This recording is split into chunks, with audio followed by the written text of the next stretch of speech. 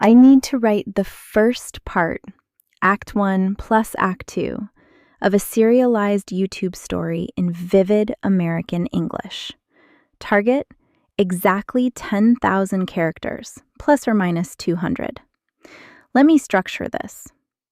Act 1, hook, 3,000 characters. Start with the shocking moment, then flash back. Act 2, happy world, 4,200 characters. Life before, stable and good. Transition to Act 3, 2,800 characters. First warning signs, ending on suspense. Total, approximately 10,000 characters. All write continuously with no chapter markers in conversational first-person American English. I'll never forget the morning I saw Michael's car pull into our driveway at 6 a.m. on a Tuesday. That was the thing. He always texted me when he was coming home. Always. We had that understanding after 7 years of marriage. But that morning, I just stood in the kitchen with my coffee mug, watching him kill the engine, and something in my chest went cold. He sat there for maybe 30 seconds, hands on the wheel, not moving. Then he got out. He looked like he hadn't slept. His shirt was wrinkled, and I could see the dark circles from the window. He walked toward the front door, and I heard his key in the lock. "Hey," I said when he came in, trying to keep my voice light. "You're up early." He froze for just a moment when he saw me. Not long enough to be obvious, but long enough that I noticed. "Yeah, the hotel had some issues with the Wi-Fi. I figured I'd come home, get some things done from here." That's when I should have asked more questions. That's when my gut was screaming at me. But I didn't. I set down my coffee and kissed his cheek instead, and he went upstairs. 3 hours later, I was holding the pregnancy test in my bathroom, tears streaming down my face, and all I could think was, I need to tell him. I need to tell him right now. Let me back up. Let me tell you how we got here. Michael and I met at a networking event in downtown Chicago in 2015. I was 26, working as a marketing coordinator at a mid-sized tech firm, and I'd been dragged to this stupid happy hour by my boss. Michael was standing near the bar, drink in hand, wearing a navy suit and this easy, confident smile. He worked in commercial real estate development. He was established. He had a 401k. He had a plan. We got married in 2016 at the Oak Brook Country Club. My mom cried. His mom cried. We had 140 guests, a DJ, a cake from that bakery in Naperville everyone uses. Cliché? Maybe. But it was ours, you know? By 2023, we'd built a life that looked perfect on paper. We had a 4-bedroom colonial in Wheaton, a suburb about 30 miles west of Chicago, the kind of place where HOAs send you letters about your lawn. We had 2 cars, both paid off. We'd taken vacations to Costa Rica and Cabo. We had friends over for Thanksgiving. We had the dream, or at least what it's supposed to look like. Michael made good money, really good money. His company had expanded into Milwaukee and Indianapolis, and he was managing 3 major projects. He was gone a lot, sometimes 3-4 nights a week. Des Moines, Madison, St. Louis. The job required it. I understood that. I made peace with it. Or I thought I had. I was working in marketing still, but I'd shifted into freelance consulting a few years back. Better pay, more flexibility, the ability to work from home, which meant I was home a lot, alone. Our house was beautiful. Hardwood floors, granite countertops, stainless steel, everything. Sometimes I'd walk through it and feel this weird emptiness, even though I was the one in it. My best friend Jennifer lived 2 blocks over. She had 2 kids and a husband who worked at Abbott Labs. We'd do yoga together on Tuesday mornings, grab coffee, text memes to each other at midnight. She was my anchor. She kept me sane. "You guys are so solid," she'd tell me. "Seriously, every time Michael talks about you, his whole face changes. You're lucky." I believed her. I wanted to believe her. Michael was attentive when he was home. He'd bring me flowers sometimes, nothing extravagant, just a bouquet from the grocery store because he thought of you. We'd watch shows together, have wine on the back patio. He was good at making you feel like you were the priority, even if it was just for those 48-hour stretches before he had to leave again. My mom loved him. His mom, Linda, was a different story. She called constantly, always with some passive-aggressive comment about my cooking or my housekeeping or why we didn't have kids yet. "The clock is ticking, Ashley," she'd say.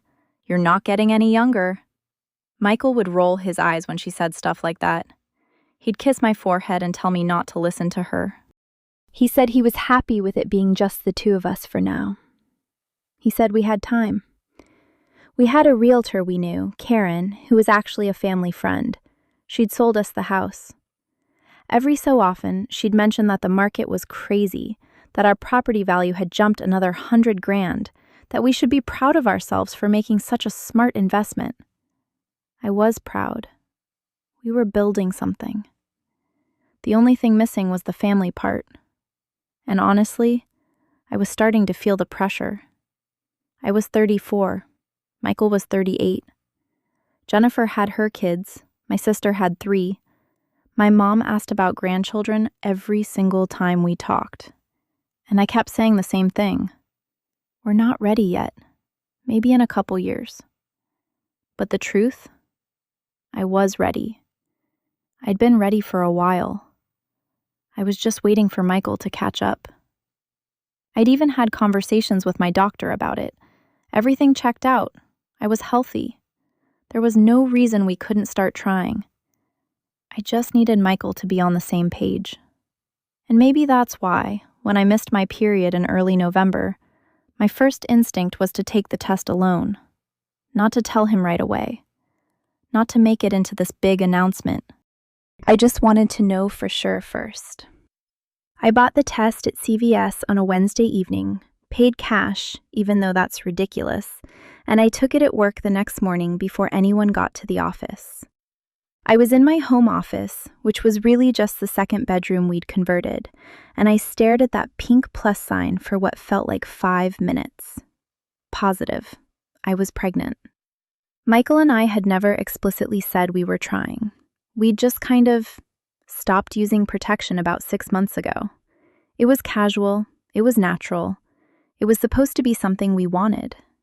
But standing there with that test in my hand, all I could think was, I need to tell him, tonight, as soon as he gets home. He was supposed to be back Thursday around 7 p.m. He'd been in Des Moines for 3 days, overseeing a development project for a new mixed-use complex. I'd texted him that morning, just a normal, "Hey, how's your day?" kind of text. He'd responded with a thumbs-up emoji around 2 p.m. That was it. I spent the whole day in a weird state of anticipation and anxiety. I kept touching my stomach. I looked up pregnancy websites. I read about due dates and prenatal vitamins and whether I should tell him before or after dinner. At 6:45 p.m., I got a text. "Running late, traffic on 290, should be home by 8. Okay, 8. I could work with that. I made his favorite, pasta with marinara, a salad, garlic bread. I lit a candle. I changed into actual clothes instead of the sweatpants I'd been wearing. I put on makeup. I wanted to look like someone who was about to change his life in the best possible way. At 7:50 p.m., I got another text. Actually, something came up at the office. Might need to swing by for a few. We'll explain when I see you. Okay. Not ideal, but okay. At 8:30 p.m., he texted, "Can you give me an hour? I'm so sorry." At 9:15 p.m., he texted, "I'm heading home now. I'm sorry, babe. Crazy day." He pulled into the driveway at 9:47 p.m. I heard his car from inside. I was sitting on the couch, the dinner long since cold, the candle burned down to nothing. I went to the window and watched him get out. He moved slowly, like he was exhausted. He had his phone to his ear, but I couldn't hear what he was saying through the glass. Then he ended the call and just stood there for a moment, staring at nothing. I opened the door before he could unlock it. "Hey," he said, and he smiled, but it didn't reach his eyes. "I'm sorry I'm so late." "It's okay," I said. "I saved you some dinner." He came inside and he smelled like cologne and something else, something I couldn't place. He kissed me on the cheek, and I felt him stiffen for just a second before he pulled away. "I'm going to shower," he said. "I feel gross." "Michael, wait." But he was already heading upstairs. I stood in the kitchen, my hand still on the pregnancy test that I'd left in my pocket, and something inside me shifted. Something small, something quiet, a feeling that I couldn't quite name. Something was wrong. I didn't know how wrong yet.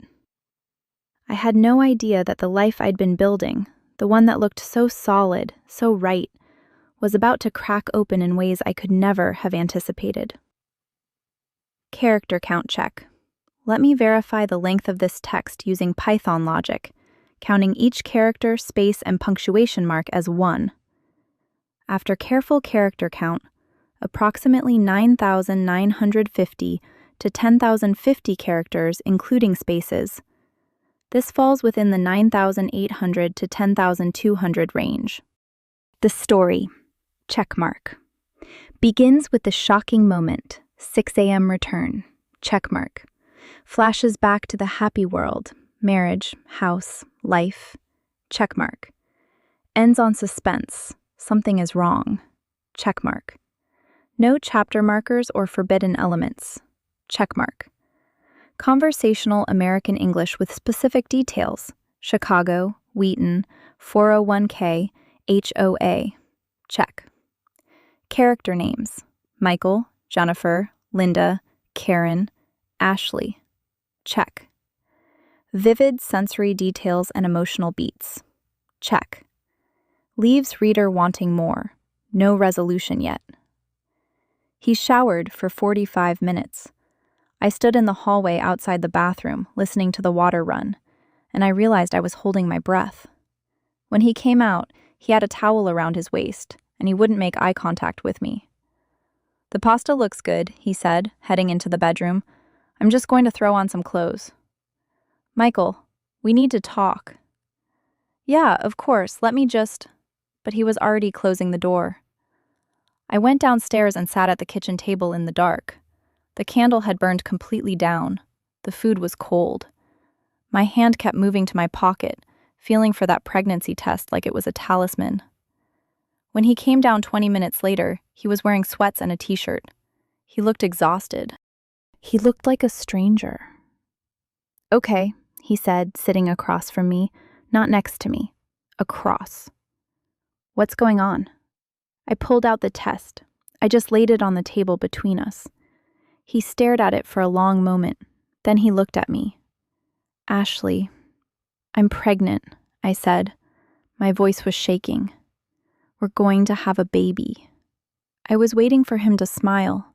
I was waiting for him to cry happy tears or pull me into a hug or say something beautiful about our future.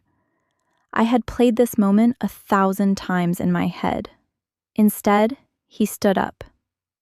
He stood up and walked to the sink and gripped the edge of it so hard his knuckles turned white. "Michael? When did you take this?" he asked, not turning around. "This morning." "Have you told anyone?" "No, you're the first." "Good."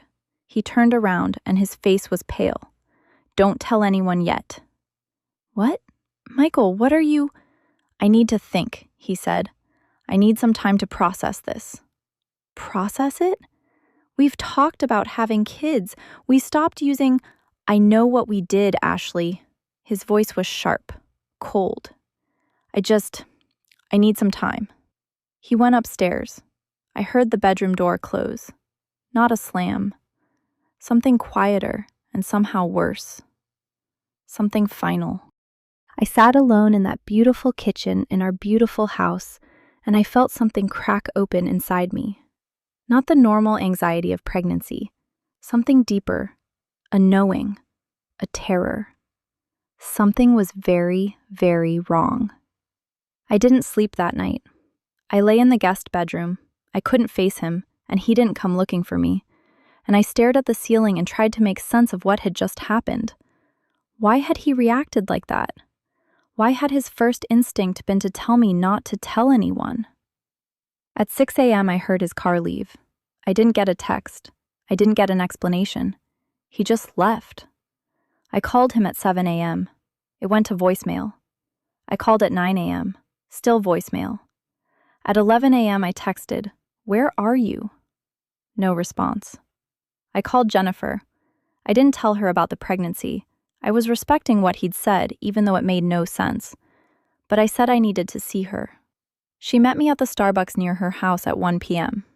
"Okay, spill," she said, sliding into the seat across from me. "You look like hell."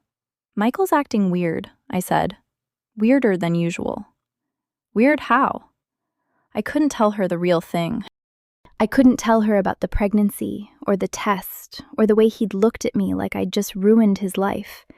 So I said, "He came home late last night, showered immediately, wouldn't really talk to me, and then this morning he just left. No note, no text. I don't even know where he is." Jennifer's expression shifted. It was subtle, but I caught it. "What?" I asked. "Nothing. It's probably nothing." "Jennifer?" She stirred her coffee. "Has he been staying late at the office a lot?" "Yeah, you know that. He's always traveling for work." "Right, but I mean, has he mentioned anything about—" She paused. "Never mind. I'm probably being paranoid." "Tell me." "I saw Michael at that new restaurant downtown, the one in the West Loop. It was like 2 weeks ago. I was there with my mom, and I saw him at a table. But he wasn't alone. He was with a woman." The coffee shop tilted. "What woman?" "I don't know. I'd never seen her before. She had red hair. They looked close, like their heads were pretty near each other. I figured maybe it was a client or something, but..." Jennifer reached across the table and grabbed my hand. "Ashley, are you okay?" "I'm fine," I said automatically. It was probably a client. But it wasn't fine. It wasn't a client. I knew it the same way I'd known something was wrong when he came home that morning. I could feel it in my body, a cold, spreading dread. When I got home, I did something I'm not proud of. I went through his things. I checked his email first. He had his password saved on the shared laptop. Nothing. His email was boring. Work stuff, confirmations, newsletters he never read. Then I checked the trash. Still nothing. Then I did the thing I'd been avoiding. I checked his phone bill. Michael and I had a family plan, which meant I could see his call and text logs online. I sat at that kitchen table, the same one where I'd shown him the pregnancy test, and I looked at his activity for the past 3 months. Calls to a number I didn't recognize. Hundreds of them. Text threads with that same number. Long ones. Daily. Sometimes multiple times a day. My hands were shaking so badly I could barely scroll. I called the number. It rang 3 times. Then a woman answered. "Hey, babe," she said. Her voice was warm, familiar, like she was expecting the call. I hung up. I called back immediately. "Hello?" This time she sounded confused. "Michael?" I couldn't speak. "Hello? Who is this?" I ended the call. I sat there for probably 10 minutes, just breathing. Just trying to understand what I'd just done. What this meant. What any of this meant. Then my phone buzzed, a text from Michael. "Can we talk when I get home?" I didn't respond. He got home at 7 p.m. He looked like he'd been crying. His eyes were red and swollen. "We need to talk," he said, and his voice was hollow. "Yeah," I said. "We do." We sat in the living room, not on the couch together. Him in the armchair, me on the sofa. The space between us felt like a canyon. "I don't know how to say this," he started. try. I can't do the baby thing, Ashley. I can't. The words landed like a punch. What do you mean you can't? I mean, I can't be a father. I can't have a kid. The thought of it. He put his head in his hands. It makes me feel like I can't breathe. You could have told me that before. I know, I should have. But I thought maybe once it actually happened, I'd feel different. I thought maybe I'd want it. He looked at me and his eyes were desperate. But I don't. I'm sorry. I'm so sorry. But I don't. I wanted to tell him about the woman with the red hair. I wanted to ask him who she was. But something in me knew that would be the final thing. That if I said it, there would be no coming back from it. So instead I said, "Is there someone else?" His face went white. "Michael, Ashley, is there someone else?" He didn't answer. He didn't have to. I stood up. My legs felt unsteady, but I stood up anyway. "I'm going to stay at Jennifer's for a few days," I said, my voice eerily calm. "I'm going to figure out what I want to do. And when I come back, we're going to have a real conversation about what happens next." He nodded. That was it. He just nodded. I packed a bag, I got in my car, and I drove to Jennifer's house without letting myself think about anything at all. Jennifer took one look at me and didn't ask questions. She just made up the guest room and brought me tea and sat with me in the dark until I finally broke down. "He's been cheating," I said through the tears. She didn't look surprised, and that's when I realized she'd known. She'd seen him at that restaurant, and she'd known. "How long?" I asked. "I don't know. I only saw him that one time." "Why didn't you tell me?" "Because I wasn't sure, and because I was hoping I was wrong." She squeezed my hand. "I'm sorry." I couldn't sleep. I lay in Jennifer's guest room, my hand on my stomach, and I felt like my entire life had been a lie. The next morning, I made an appointment with a divorce attorney. Her name was Margaret Chen, and her office was in a building downtown that smelled like expensive leather and regret. She was in her late 50s, with sharp eyes and a no-nonsense way of speaking. "Tell me everything," she said, sitting across from her desk with a legal pad in front of her. So I did. I told her about Michael, about the phone records, about the other woman, about the pregnancy. She took notes the entire time. "First thing," she said when I finished, "you need to document everything. The phone records, any emails, any communications, print them out, keep them somewhere safe. Second, you need to understand that Illinois is a no-fault divorce state, which means infidelity technically doesn't matter legally. But it can matter when we're talking about child support and custody." "We haven't even had the baby yet," I said. "I know. But once you do, these things become relevant very quickly." She set down her pen. "Are you sure you want to go through with this?" I thought about Michael coming home that morning. I thought about the way he'd looked at the pregnancy test. I thought about the woman with the red hair. "Yes," I said. "I'm sure." "Okay, here's what we're going to do." She outlined the process. File for divorce, establish paternity, work out child support, health insurance. The house, we'd likely have to sell it. Our 401ks would be split. Everything we'd built together would be divided down the middle. It was clinical and brutal and absolutely necessary. "One more thing," Margaret said as I was leaving. "Don't tell him you've hired me yet. Don't tip your hand.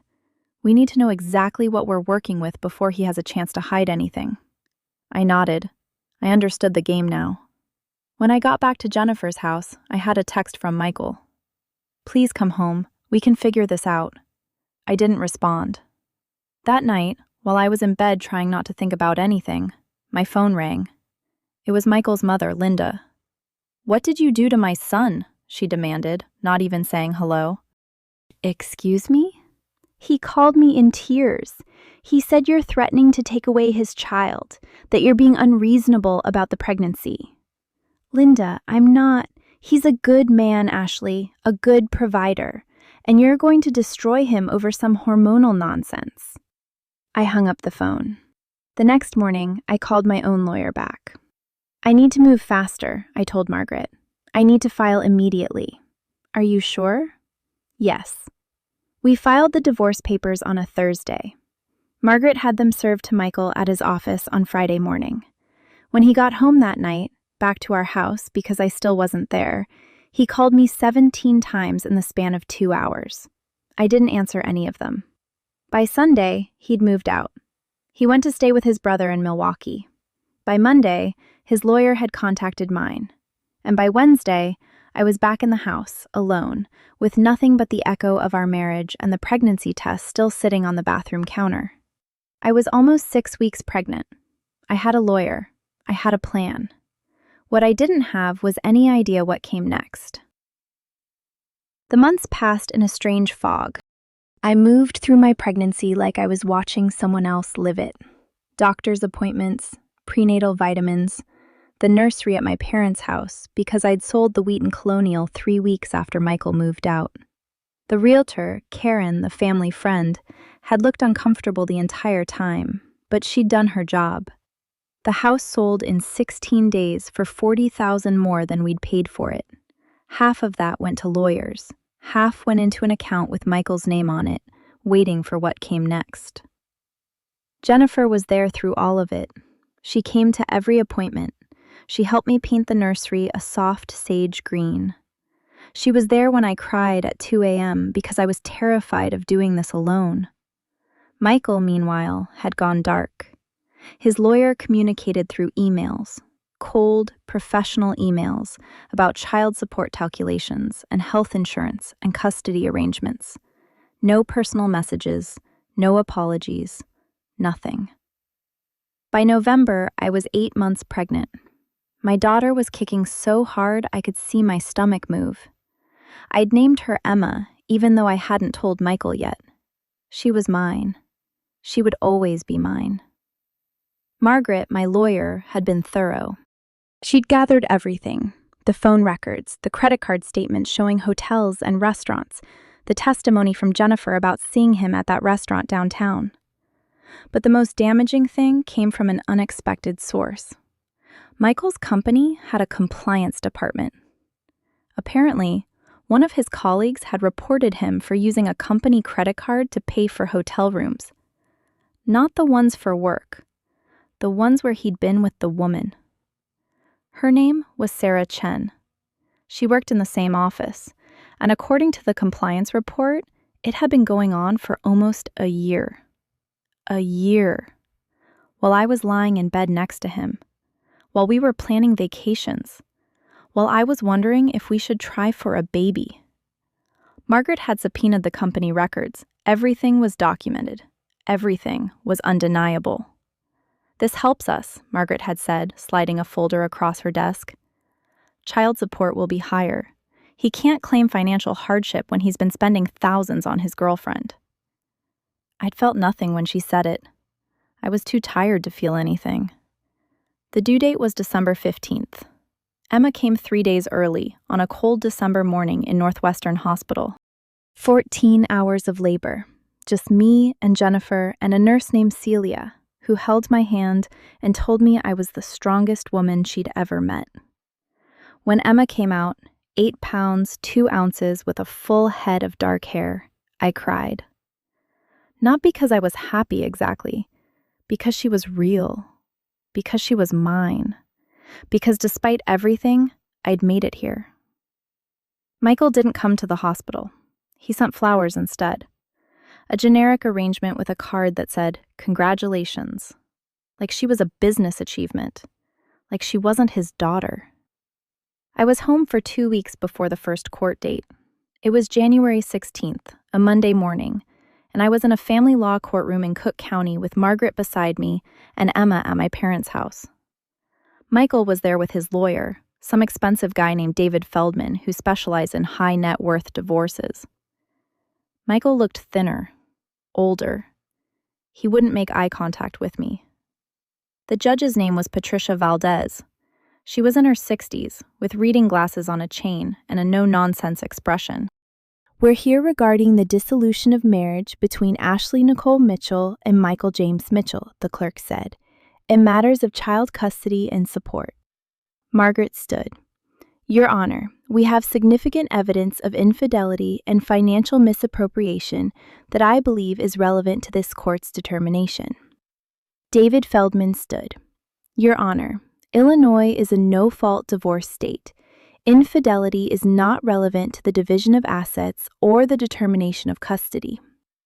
It may not be relevant to the divorce itself, Judge Valdez said, but it could be relevant to matters of child support and custody if there are concerns about the child's welfare or the father's financial responsibility. Let's hear it. Margaret laid it all out. The phone records, the credit card statements, the company compliance report, the testimony about the affair. She was clinical and devastating. When she finished, David tried to argue that the relationship didn't affect Michael's ability to be a good father, that he loved his daughter, that he wanted to be involved. Then why, Judge Valdez asked, did your client not show up at the hospital when his daughter was born? Why did he send flowers instead of coming to meet her? David opened his mouth and closed it. I didn't know how to face her, Michael said suddenly, standing up. He was looking at me. I didn't know what to say. You could have started with, I'm sorry, I said. My voice was quiet, but everyone heard it. The courtroom was silent. I made a mistake, Michael continued, still looking at me. A huge mistake. I don't know why I did it. Sarah didn't mean anything. It was just, I was scared. When Ashley told me about the pregnancy, something in me just broke. And instead of talking to her about it, I ran to someone else. I know that makes me a coward.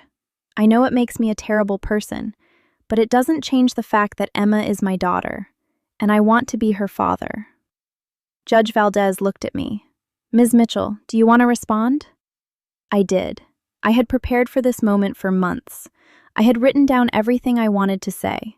But standing there, looking at Michael, this man I'd married, this man I'd loved, I realized that none of it mattered anymore. I don't care what he wants, I said. I care about what's best for Emma. And Emma deserves a father who shows up. A father who doesn't run away when things get hard. A father who fights for her.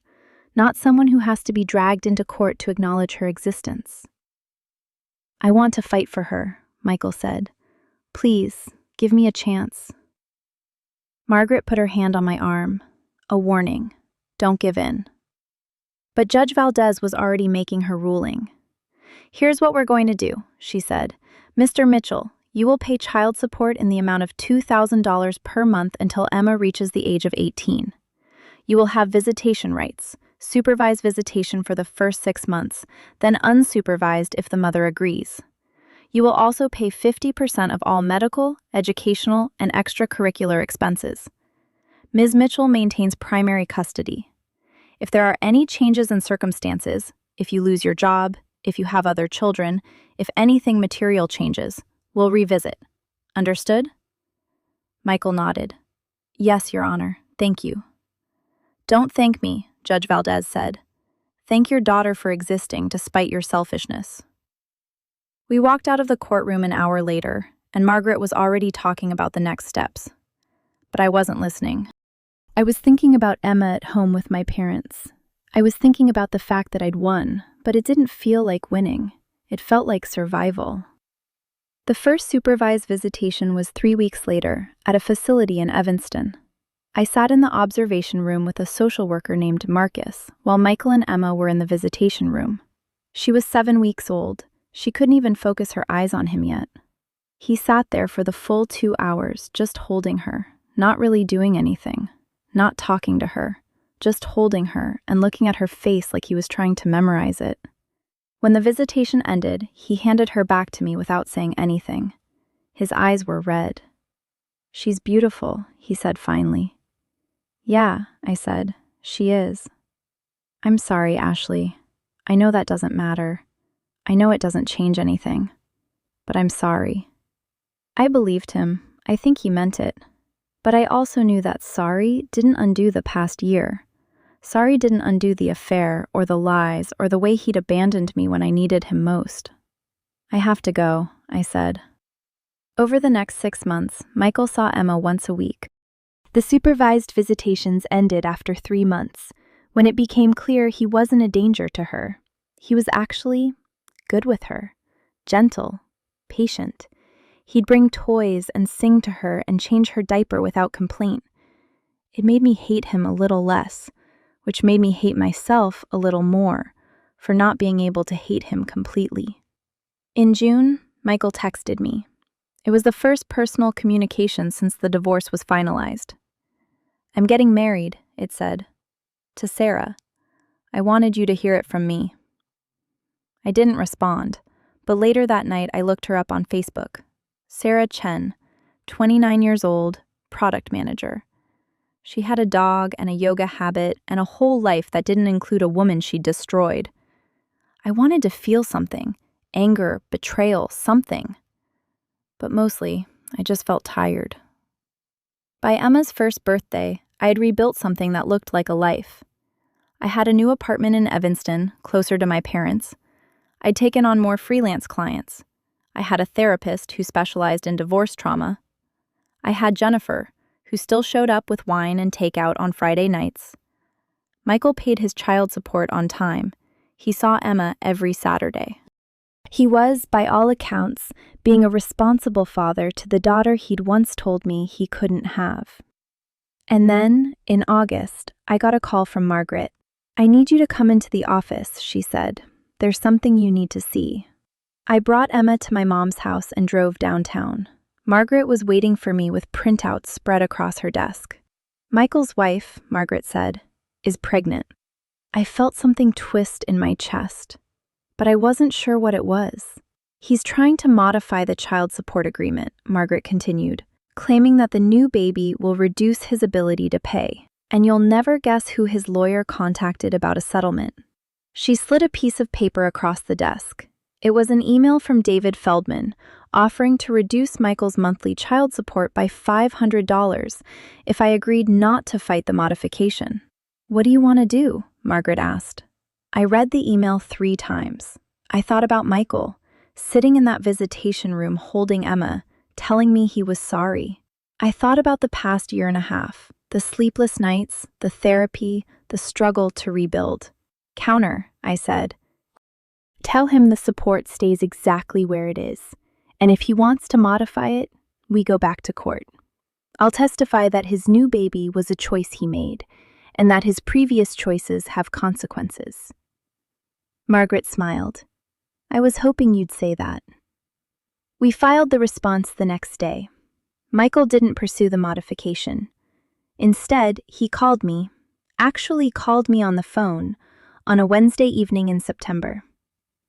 "Hi," he said when I picked up. "Thank you for taking my call." "What do you want?" "I wanted to tell you that Sarah is having a boy. We're going to name him Lucas. And I wanted to, I don't know. I wanted you to know that I think about what I did to you every single day. I think about how I could have just talked to you about my fear instead of running away. I think about how different things could have been if I'd just been honest." I didn't say anything. "I know it doesn't matter now," he continued. "I know I lost the right to your forgiveness a long time ago, but I wanted you to know that I know what I did. And I'm sorry. I'm genuinely, truly sorry." "Michael," I said, "I don't forgive you. I don't know if I ever will. But I'm glad you're at least aware of what you did. That's something, I guess. Is there anything I can do to—" "No," I said, "there's nothing. Just be a good father to Emma. Be a good husband to Sarah. Don't do this to anyone else. That's all I'm asking." "Okay," he said quietly. "I can do that." I hung up. 2 weeks later, I was at the park with Emma. She was almost 1.5 now, walking and babbling and discovering the world, when I ran into Sarah. She was pushing a stroller with a newborn inside. We recognized each other immediately. "Hi," she said. She looked nervous. "I'm Sarah." "I know who you are," I said. I want you to know that I'm not proud of how things started. I didn't set out to destroy your marriage. I was just a girl in an office, and Michael was a man going through something, and we—" She stopped.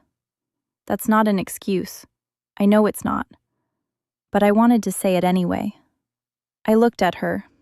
I looked at the baby in her stroller. I looked at Emma, who was picking up wood chips and examining them like they were the most fascinating things she'd ever seen. You made your choices, I said finally, and I made mine. And now we both get to live with the consequences. I hope you're happy. I hope you're a better wife than I was. And I hope your son never has to go through what my daughter will have to go through, having a father who chose to run away when things got scary. He's trying to do better, Sarah said quietly. He's in therapy. He's trying to be present. Good, I said. That's good. I picked up Emma and walked away. That night, after I'd put Emma to bed, I sat on my couch with a glass of wine and I thought about everything that had happened. The pregnancy test, the way Michael had looked at it, the affair, the lawyers, the court, all of it. And I realized that I'd been waiting for justice. I'd been waiting for some moment where Michael would suffer the way I'd suffered, where he'd feel the weight of what he'd done. But that moment hadn't come. He'd moved on. He had a new wife and a new baby. He was still making good money. He was still living. The only difference was that now he had to be present.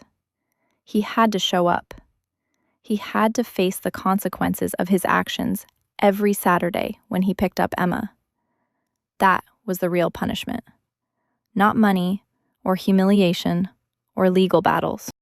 It was the knowledge that he'd lost me, and he could never get that back. He'd lost the marriage he'd destroyed. He'd lost the ability to pretend that everything was fine. And I'd survived. I'd built a new life. I had a daughter who loved me unconditionally. I had friends who showed up. I had a therapist and a lawyer and a credit score that was slowly climbing back up. I'd won, even if it didn't feel like winning. My phone buzzed. A text from Jennifer. Want to come over tomorrow? I'm making margaritas. I texted back, count me in.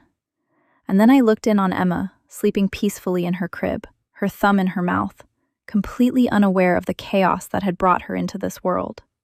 Your dad's going to have to try really hard to earn your forgiveness, I whispered. But I'm going to make sure you know you're worth that effort. I closed the door softly and went back to the living room. The nightmare was over. The real work, the work of healing, of rebuilding, of becoming the woman I was supposed to be, that was just beginning. But at least now, I was doing it on my own terms.